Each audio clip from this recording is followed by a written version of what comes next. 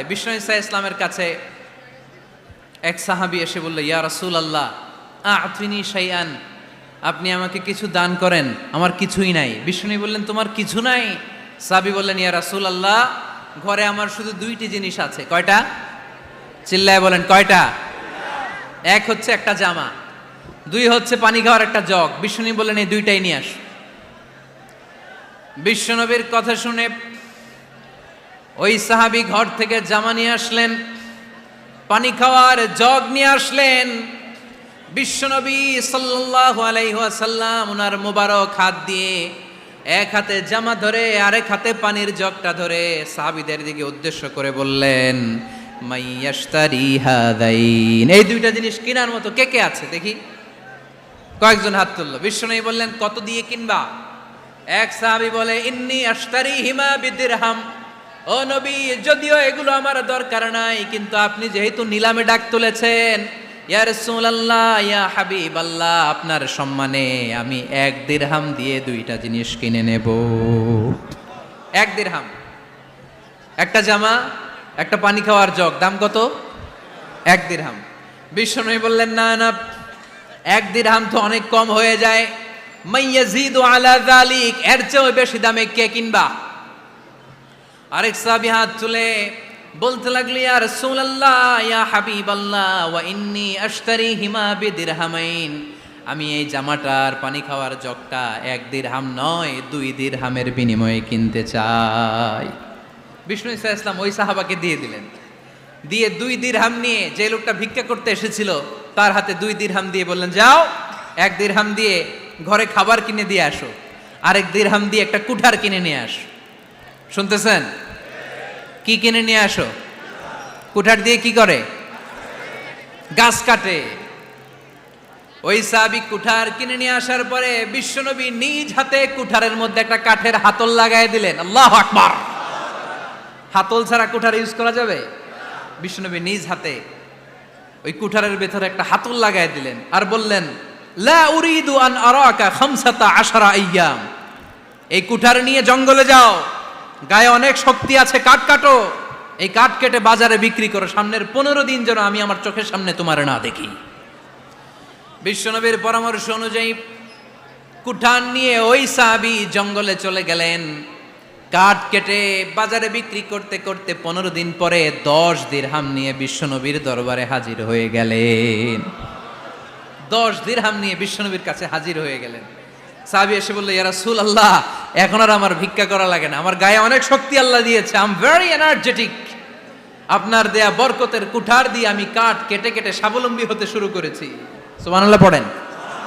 আমি এখন 10 দিরহামের মালিক। বিশ্বনবী বললেন, লা আই ইয়াহতাতিবা আহাদুকুম হুজমাতান আলা যাহরিহি খায়রুম মিন আইয়াসআলা শাইআন ফায়ু'তিয়াহু আও ইয়ামনাহু, যাদের গায়ে শক্তি আছে তারা ভিক্ষা না করে কাঠ কেটে পিঠে সেই বোঝা নিয়ে বাজারে বিক্রি করা অনেক ভালো, কারণ কারো কাছে যদি তুমি হাত পাতো সে দিতেও পারে নাও দিতে পারে, আর কষ্ট করলে কষ্ট কোনোদিন বৃথা যায় না। চিল্লায় বলেন ঠিক কিনা?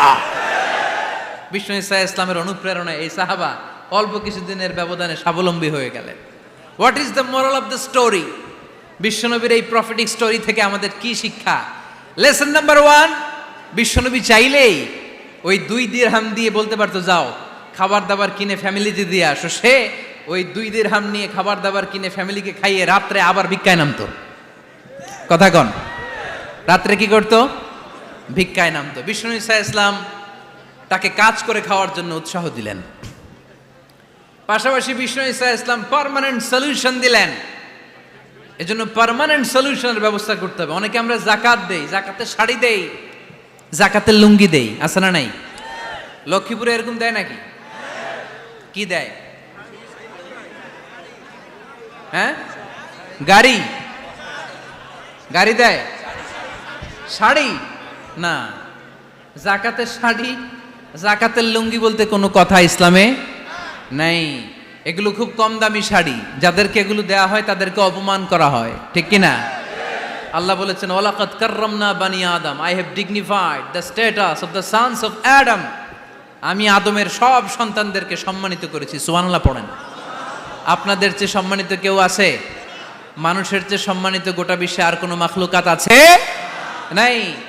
এজন্য জাকাতের শাড়ি দেয়া যাবে না, জাকাতের লুঙ্গি দেয়া যাবে না। জাকাতের শাড়ি আপনারা দেখছেন, এটারে একবার ধোয়ার পরে দ্বিতীয়বার পরা যায় না। মশারি কি পাতলা, এর চেয়েও পাতলা। এই জন্য জাকাতের শাড়ি, জাকাতের লুঙ্গি বলতে ইসলামে কোনো পরিভাষা নাই। আপনাকে স্বাবলম্বী করে দেওয়ার চেষ্টা করতে হবে।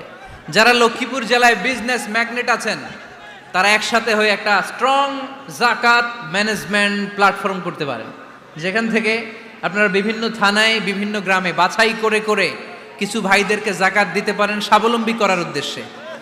যেই ফ্যামিলিকে আছে, কি নাম এটার, পল্লী উন্নয়ন ক্লাব, মাশাআল্লাহ, জাকাত ফান্ড দিয়ে বিদেশে লোক পাঠায়। এর চেয়ে সুন্দর পদ্ধতিতে জাকাত বিতরণ আর হতে পারে? যেই লোকটাকে, যেই ছেলেটাকে বিদেশে পাঠানো হয়েছে, ওই ফ্যামিলিটা আর কোনোদিন জাকাতের শাড়ি নেওয়ার জন্য লাইনে দাঁড়াবে? যেই ছেলেটাকে ওনারা অস্ট্রেলিয়ান গাভী কিনে দিছে, দুধ বিক্রি করে যেই ফ্যামিলিটা স্বাবলম্বী হতে শুরু করেছে, তারা আর কোনোদিন জাকাতের লাইনে যেয়ে দাঁড়াবে না। এজন্য জাকাত দিতে হবে স্বাবলম্বী করার জন্য। ইসলাম আমাদেরকে এটাই শিখিয়েছে, কাজ করে খেতে হবে। কাজে লজ্জা নেই, লজ্জা হচ্ছে অলসতায়। লজ্জা কিসে? আজকের আলোচনা থেকে এটা মুখস্থ করে নিতে হবে, কাজে লজ্জা নেই। লক্ষ্মীপুরের ইয়াংস্টারেরা শ্রমে লজ্জা নেই, পরিশ্রমে লজ্জা নেই, লজ্জা অলসতায়। লজ্জা কিসে? আরো জোরে। নবীরা কি এমনি এমনি বসে বসে খাইছে? কঠিন পরিস্থিতিতেও নবীরা পরিশ্রম করে উপার্জন করা লেগেছে, ঠিক কিনা? সাইয়েদনা মারিয়াম আলাইহিস সালাম, যার নামে আল্লাহ তাআলা কোরআনে একটা সূরা দিলেন, উনি পৃথিবীতে এমন একজন মহিয়সী নারী, যেই নারীর গর্ভে, যেই নারীর পেটের ভেতরে স্বামীর স্পর্শ ছাড়া সন্তান দিয়েছে কে? সাইয়েদনা ঈসা আলাইহিস সালাম পেটে আসলেন। মারিয়াম আলাইহিস সালাম লজ্জা পেলেন।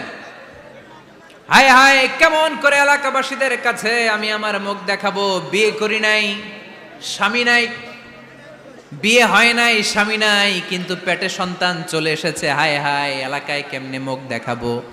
লজ্জায় পড়ে মারিয়াম আলাইহিস সালাম এলাকা থেকে চলে গেলেন। কি অবাক করে কাণ্ড!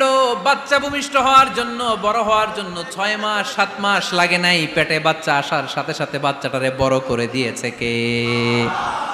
সাইয়েদাতুনা মারিয়াম আলাইহিস সালাম এবার বসে পড়লেন, বুঝতে আরম্ভ করলেন প্রেগন্যান্সির পেইন উঠেছে।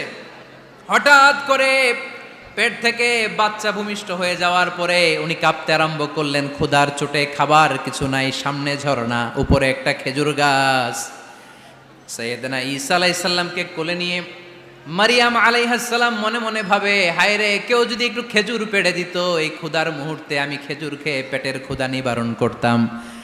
রব্বুল আলামিন মারিয়ামকে উদ্দেশ্য করে আয়াত নাজিল করে দিলেন, ওয়া হুজ্জি ইলাইকি বিজিযিন নাখলাতি তুসাকিত আলাইকি রতবান জানিয়া। কোরআন সাক্ষী, হুজ্জি ইলাইকি বিজিযিন নাখলা, এর মানে হচ্ছে মারিয়াম, কেউ পেড়ে দিবে না, একটু কষ্ট করে হাতটা উঁচু করে খেজুরের ডালা ধরে ঝাঁকুনি মারো, টষ্ট শেখ, কাঁচা পাকা খেজুর নিচের দিকে পড়বে, তারপর তুমি তুলে খাবে। সুবহানাল্লাহ পড়েন।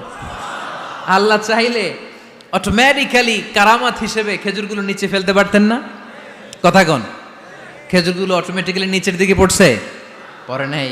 আল্লাহ শিক্ষা দিয়েছে, যেই পরিস্থিতিতে থাকো না কেন, তোমাকে শ্রম ব্যয় করে, কষ্ট করে তোমার উপার্জন করতে হবে, রিজিকের বন্দোবস্ত করতে হবে। চিল্লায় বলেন ঠিক কিনা? ইসলাম আমাদেরকে এটাই শিখিয়েছে, কাজে লজ্জা নাই।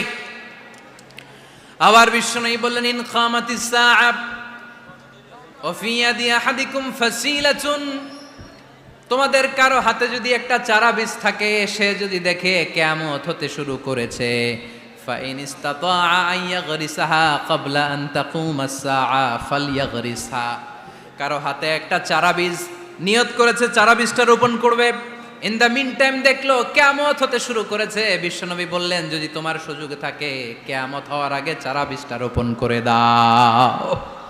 কথা বুঝতে পেরেছেন? আপনার হাতে একটা চারা বীজ, আপনি প্ল্যান করেছেন এই চারা বীজটা রোপণ করবেন। ইন দ্য মিন টাইম দেখলেন কি হওয়া শুরু হয়েছে? ইযা জুলজিলাতিল আরদু জিলজালাহা, দ্য বিগেস্ট আর্থকোয়েক, ভূমিকম্প শুরু হয়েছে, কিয়ামত হয়ে যাবে। বিশ্বনবী বললেন, কিয়ামত হইতেছে ওদিকে, আর তোমার হাতে যদি চারা বীজ থাকে দেরি করো না, কিয়ামত তোমার কাছ পর্যন্ত আসার আগে সুযোগ পেলে চারা বীজটা রোপণ করে দাও। ইসলাম শিখিয়েছে শেষ নিঃশ্বাস পর্যন্ত তোমাকে লড়ে যেতে হবে। এই পৃথিবীতে কেউ কাউকে জায়গা করে দেয় না, জায়গা করে নিতে হয়। এই পৃথিবীটা, the life is not a bed of roses, এটা ফুল বিছানো কোনো ফুল সজ্জা নয়, এটা কণ্টকাকীর্ণ। কেউ আপনার স্পেস করে দিবে না, জায়গা করে দিবে না, বরং আপনি জায়গা করে নিলে টাইনা নিচে নামাবে। কথা বলেন। এজন্য কখনো অলসতাকে স্থান দেয়া যাবে। রসুল বাত্তালি দুক্কানু শয়তান, অলস মস্তিষ্ক শয়তানের আড্ডা। অলস যদি কেউ থাকে এটাতে টেনে বেঁধে কাজে নামাবেন, পারা যাবে? আলহামদুলিল্লাহ লক্ষ্মীপুরে এরকম অলস ছেলে পেলে নাই।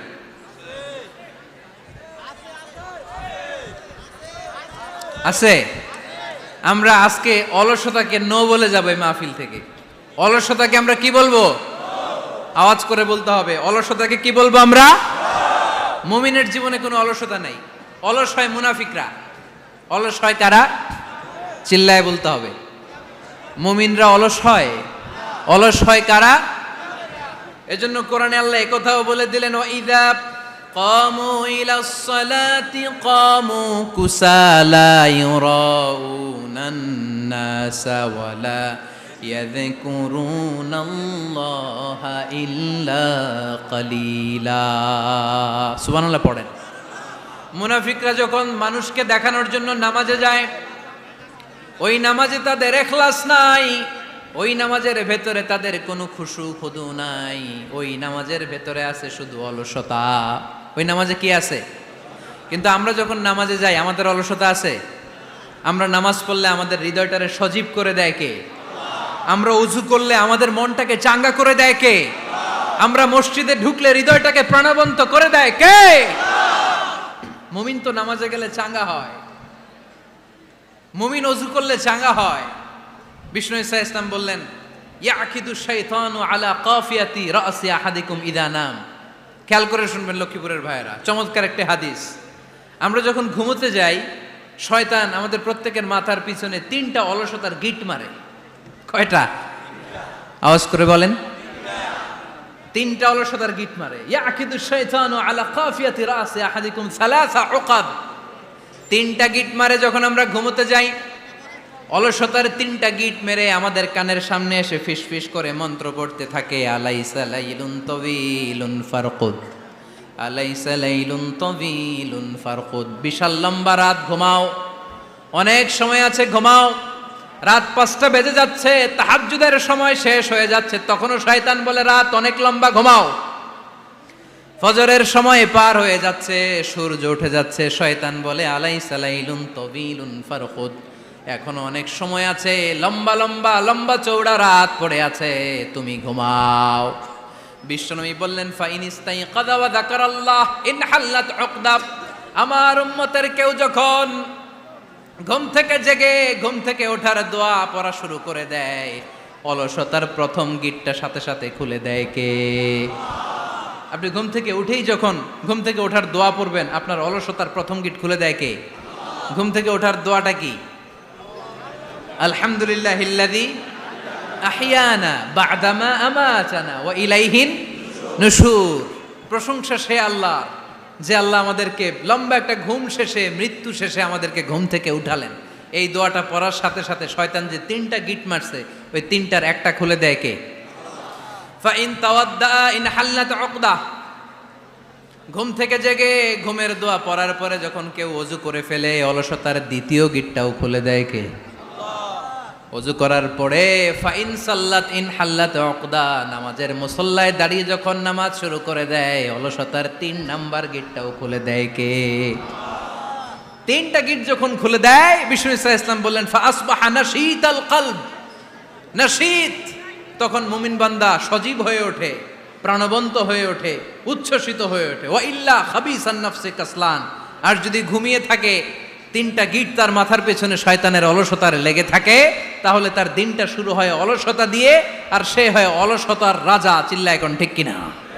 এজন্য আমরা কি অলস হতে চাই না কর্মঠ হতে চাই? কোন নবীরা কি অলস ছিলেন? পৃথিবীতে কোন নবী অলস ছিলেন?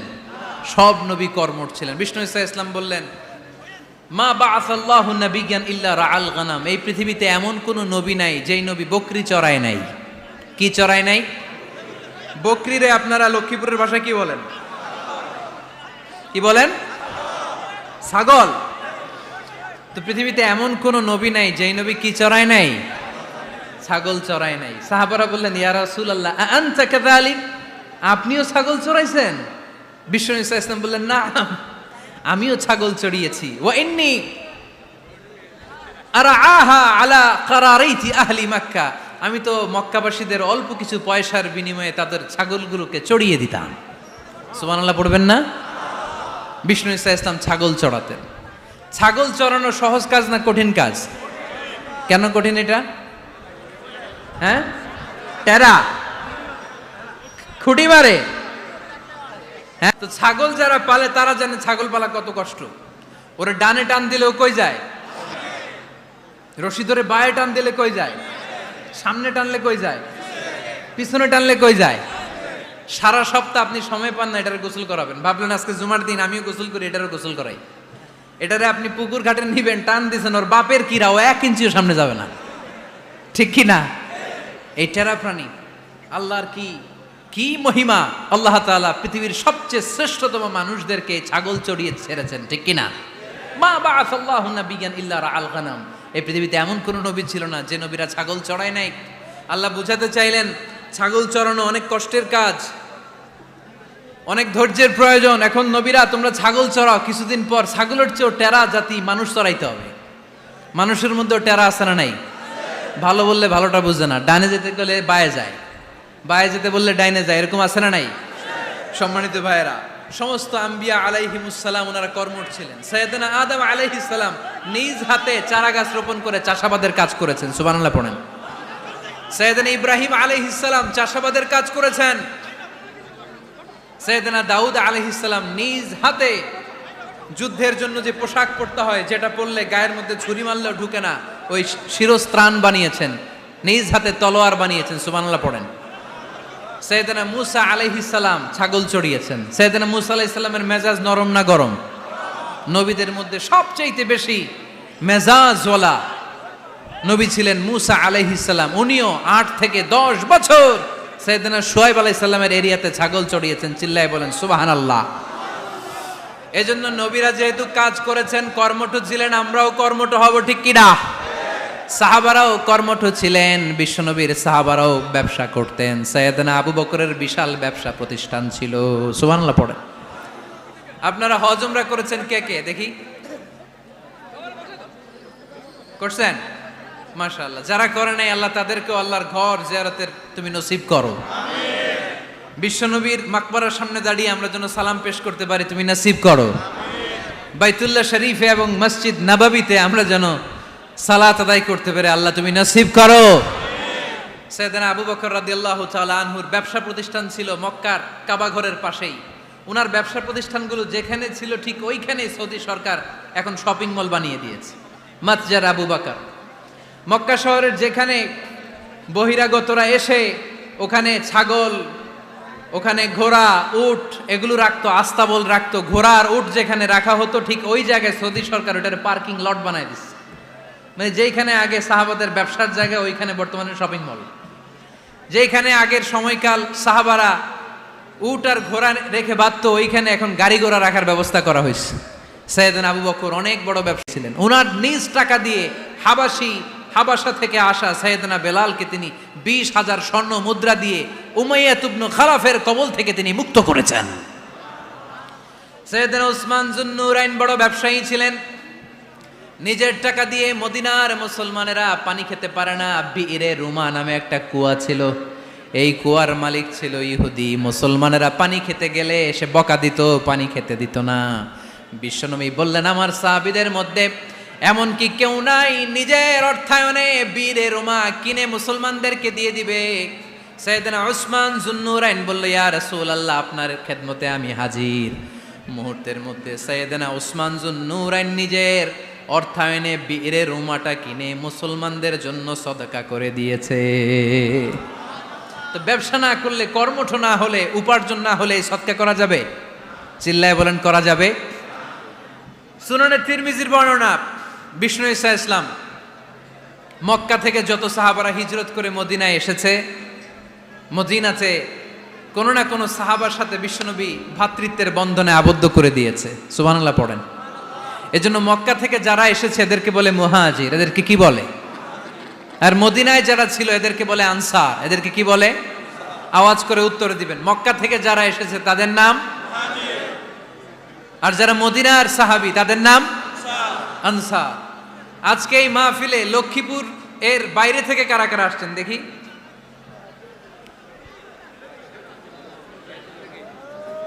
মাশাআল্লাহ মাশাআল্লাহ, অনেক আসছে। আল্লাহ ভাইদেরকে তুমি কবুল করো, হাত নামান। এই যে লক্ষ্মীপুরের বাইরে থেকে যে ভাইরা আসছে তারা লক্ষ্মীপুরের মেহমান, ঠিক কিনা? মক্কা থেকে হিজরত করে যে সমস্ত সাহাবারা এসেছিল তারা ছিল মদিনার মেহমান। বিশ্বনবী এক এক মক্কার সাহাবীকে মদিনার এক এক সাহাবীর সাথে ভ্রাতৃত্বের বন্ধনে আবদ্ধ করে দিলেন। আব্দুর রহমান ইবনে আউফ রাদিয়াল্লাহু তাআলা আনহু, ওনার সাথে ভ্রাতৃত্বের বন্ধনে যে সাহাবীকে বিশ্বনবী আবদ্ধ করে দিলেন ওনার নাম হচ্ছে সাদ ইবনে রাবিয়া। কি নাম? মদিনার অনেক বড় ব্যবসায়ী। বিশ্বনবী বললেন, ও আব্দুর রহমান ইবনে আউফ, সম্পদ ছেড়ে দিয়ে, পরিবার ছেড়ে দিয়ে, স্থাবর অস্থাবর সব ছেড়ে দিয়ে আল্লাহ রাসূলের ভালোবাসায় মক্কা থেকে মদিনায় এসেছো। মদিনায় তোমার চিন্তা নাই, সাদ ইবনুর রবিকে আমি তোমার ভাই বানিয়ে দিলাম। সাদ ইবনুর রবি তোমার আপন ভাইয়ের মতো। সাদ ইবনে রবি বলল, আব্দুর রহমান, জীবনে তোমারে কোনোদিন দেখি নাই, তোমারে আমি চিনি না, তোমার নাম শুনি নাই, কিন্তু বিশ্বনবী তো তোমার দায়িত্ব আমাকে দিয়েছে। আমার চেয়ে বড় ধনী এই মদিনার মধ্যে দ্বিতীয় কেউ নাই। আজ থেকে তুমি আমার ভাই, আজ থেকে তুমি আমার কি? আল্লাহ আমাকে যত সম্পত্তি দান করেছে তার অর্ধেক সম্পত্তি আমি তোমার নামে দিয়ে দিলাম। ও আব্দুর রহমান ইবনে আউফ, শুধু তাই নয়, রব্বুল আলামিন আমাকে দুইজন স্ত্রী দিয়েছে। কয়জন? তুমি দেখো আমার কোন স্ত্রীকে তোমার বেশি ভালো লাগে, যার নাম তুমি বলবে সাথে সাথে আমি তারে তালাক দিয়ে দিব। তার ইদ্যত পালন শেষে তুমি তাকে বিয়ে করে তোমার সাথে নিয়ে যাবা। সুবহানাল্লাহ পড়ে।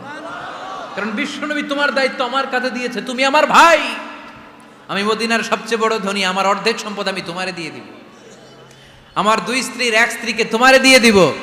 সাইয়েদনা আব্দুর রহমান ইবনে আউফ এই কথা শুনে অবাক হলেন। অবাক হয়ে উনিও এক অবাক কথা বললেন। উনি বললেন, লা হাজাতা লি ফি ইয়া আখি, ও আমার প্রাণের ভাই, তোমার কথা শুনে আমার হৃদয়টা ভরে গিয়েছে, কিন্তু তোমার সম্পদেরও দরকার আমার নাই, তোমার স্ত্রীরও দরকার আমার নাই। বারাকাল্লাহু ফি মালিক ওয়া লি আহলিক, আল্লাহ তোমার মালেও বরকত দেখ, তোমার সম্পদেও বরকত দেখ। তুমি শুধু একটু কষ্ট করবা। কি কষ্ট? দুল্লানি আলা সুক, show me the way to the market. তুমি মদিনায় কোনো মার্কেট আছে কিনা, শপিং মল আছে কিনা, ব্যবসা প্রতিষ্ঠান আছে কিনা আমারে দেখায় দাও। সুবহানাল্লাহ পড়ে। আমরা হইলে কি করতাম? লক্ষ্মীপুরে যারা আসছে এদের একজনের যদি বলা হয়, ভাই আপনি এখন থেকে লক্ষ্মীপুরের ভাই, আমার অর্ধেক সম্পদ আপনারে দিয়ে দেব, কি করবে? পায়ের উপর পা তুলে খাবে আর বলবে, কি আনন্দ আকাশে বাতাসে, ঠিক কিনা? এরপর যদি বলি, ভাই আমার দুই বউ, যেটারে সুন্দর লাগে বলেন তালাক দিয়ে দেই, নিয়ে যান, কি বলবে? কি আনন্দ আকাশে বাতাস। আল্লাহ রাসূলের সাহাবী আব্দুর রহমান ইবনে আউফ বললেন, লা হাজাতা লি ফি, আমার দরকার নেই। দুল্লানি আলা সুক, just show me the way to market, এখানে মার্কেট কই আছে দেখায় দাও। অবাক হয়ে গেলেন সাদ বিন রবি, বললেন, ও আব্দুর রহমান ইবনে আউফ, ঠিক আছে তুমি যদি নিতে না চাও তোমারে আমি জোর জবরদস্তি করব না। শুনে রাখো, মদিনাতে ইহুদিদের কয়নুকার একটা বাজার আছে। এই কথা বলার সাথে সাথে আব্দুর রহমান ইবনে আউফ চলে গেলেন। এর পরের দিন অল্প কিছু পনির আর ঘি দিয়ে ব্যবসা শুরু করলেন। পনির আর ঘিয়ের ব্যবসা করতে করতে করতে করতে ব্যবসায় তিনি এত লাভ করলেন, উনি বললেন, আমি যদি কখনো মদিনার বালুর মধ্যে হাত দিতাম ওই বালুটারও সোনা বানায় দিত কে? দুল্লানি আলা সুক, লক্ষ্মীপুরের কর্মঠ যুবক ভাইয়েরা, এই আব্দুর রহমান ইবনে আউফ আমাদের প্রেরণা। উনি অন্যের ঘাড়ে পাড়া দিয়ে খেতে চায় নাই, আরেকজনের উপর ডিপেন্ডেন্ট বা নির্ভরশীল হতে চায় নাই। তিনি স্বাবলম্বী হওয়ার শিক্ষা, লেসন কিয়ামত পর্যন্ত গোটা বিশ্বের যুবকদের জন্য রেখে গিয়েছে। চিল্লায় বলো ঠিক কিনা? দুল্লানি আলা সুক, show me the way to market. Market কোথায় দেখাও। পনির আর ঘি নিয়ে ব্যবসা করতে করতে কয়েক মাসের ব্যবধানে ইতিহাস সাক্ষী সাইয়েদনা আব্দুর রহমান ইবনে আউফ মদিনার বিশাল বড় বিজনেস ম্যাগনেটে পরিণত হয়ে গেলেন। চিল্লায় পড়েন আল্লাহু আকবার। এজন্য ব্যবসার ভিতরে বরকত ঢুকিয়ে দিয়েছে কে? বিষ্ণু বললেন আত-তাজিরা সাদুকাল আমিন মা'আন নাবিয়্যিন ওয়াস সিদ্দীকিন ওয়াস শুহাদা ওয়াস সালিহিন। আমানতদার ব্যবসায়ী তারা সাধারণ কোনো মানুষ নয়, কিয়ামতের দিন নবীদের সাথে হাসর হয়ে যাবে। আপনারা যারা ব্যবসা করেন, এটা সাধারণ বিষয় নয়। বিষ্ণু সাল্লাল্লাহু আলাইহি ওয়াসাল্লাম নিজেও ব্যবসায়ী ছিলেন। ওনার জীবনের প্রথমে তিনি খাদিজা রাদিয়াল্লাহু তাআলা আনহার ব্যবসার স্টাফ হয়ে কাজ শুরু করেছেন, এরপর নিজে ব্যবসা শুরু করেছেন। এরপরে খাদিজাতুল কুবরা রাদিয়াল্লাহু তাআলা আনহা সব সম্পত্তি বিয়ের পরে বিশ্বনবীর পায়ের সামনে ঢেলে দিয়েছেন। বললেন, ইয়া রাসূলুল্লাহ, এই সম্পদ আমি আপনাকে দিয়ে দিলাম, আপনি ইচ্ছামতো দিনের প্রয়োজনে খরচ করেন। সুবহানাল্লাহ পড়েন। এজন্য বিষ্ণু ঈসা ইসলাম আমাদের জন্য উপমা, আব্দুর রহমান ইবনে আউফ আমাদের জন্য উপমা। যারা ব্যবসা করেন তারা বিষ্ণু ঈসা ইসলামের সুন্নাহ পালন করছেন। আত-তাজির আস-সাদুক আল আমিন। বিষ্ণুই বললেন, সত্যবাদী আমানতদার ব্যবসায়ী, যে ব্যবসা করতে যে মিথ্যা কথা বলে না। অনেক ব্যবসায়ীরা আছে পণ্য চালানোর জন্য মিথ্যা কথা বলে আর কসম কাটে, আছে না নাই? আহা, এমনটা করা যাবে? সকালবেলা স্ত্রীরে বলে, এই গরুগুলা বিক্রি করবো, তুই একটা দাম কত কমো? স্ত্রীরে শিখাই দিচ্ছে, এই গরুর দাম তুই 40,000। তো বউ বলে, ঠিক আছে, দাম কইলাম 40,000। তো এরপরে বাজারে যখন গরু বিক্রি করতে যায়, একজন যখন বলে যে ভাই এটা 30,000 টাকা দিয়ে কিনবো, কয় ভাই আল্লাহর কসম, সকালে একজন 40,000 দাম কইছে, আমি দেই নাই। আছে না নাই? কৌশল করে। বউরে শিখাইছে সকালে, কয় তুই দাম কর 40,000। তো বাজারে যে সকালে একজন দাম করছে, দাম করে কইছে 40,000 দেই নাই, আপনারা 30,000 কেমনে দেই? এরকম ডাকাইতে আছে না নাই? আলহামদুলিল্লাহ, লক্ষ্মীপুরে এরকম লোকজন নাই? আরে নাই, আমি কই নাই, এরা কই আছে। লক্ষ্মীপুরের মানুষ খুব ধার্মিক, আমি জানি। লক্ষ্মীপুর, নোয়াখালী, ফেনী, এই বেল্টের লোকজন খুব আল্লাহওয়ালা। এদের মধ্যে আল্লাহওয়ালার সংখ্যা বেশি, এখানে আলেম ওলামা বেশি, এখানে মসজিদ মাদ্রাসা বেশি। এই জন্য এই জেলাগুলোতে আল্লাহর রহমতও বেশি। আল্লাহ, তুমি এই জেলার ছেলেপেলাদেরকে, এই জেলার লোকদেরকে তুমি কবুল করো, মা বোনদেরকে তুমি কবুল করো। সম্মানিত ভাইয়েরা, এজন্য আজকের মাহফিল থেকে আমরা যেটা শিখলাম সেটা হচ্ছে, পরিশ্রমে কোনো লজ্জা আছে? আমরা কাজ করে খাবো, ঠিক কিনা? Never under estimate any job. যুবক ভাইয়েরা, লক্ষ্মীপুরের যুবক ছেলেরা, শুনতেছ? এরকম আওয়াজ করতে হবে, কান খাড়া করে শোনো। Never under estimate any job. কোনো চাকরিকে ছোট করে দেখা যাবে, whether it's small or big, you don't care. এটার কেয়ার করা যাবে না। ছোট্ট চাকরি পাইলেই ঢুকে যাবা, বড় অফার আসলে পরে ঢুকবা। এটা ছোট কাজ, এটা হোটেলের ওয়েটার, এটা ছোট্ট স্টাফ, এটা কেরানি না। কাজই।